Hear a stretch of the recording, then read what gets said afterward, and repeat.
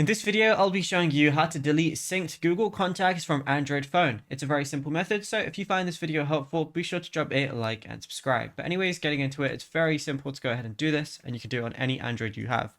So all you want to do is go over to our settings application, go ahead and scroll down and go ahead and find Google.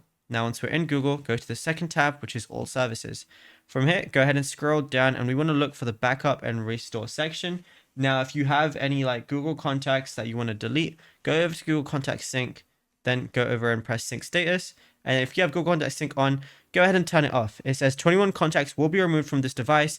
You can still find them at contacts.google.com, and you can turn sync back on at any time. So once you're happy with it and you for sure want to remove them, go ahead and turn it off. And of course, if you just want to remove them individually, then just go over to your contacts and just remove them as you would normally. But if you want to remove all of them, this is how you do it. And yeah, it's literally as simple as that. There is nothing else to it. Now, if you found this video helpful, be sure to drop a like and subscribe, and check out all our other tutorials that we've been posting on the channel as well.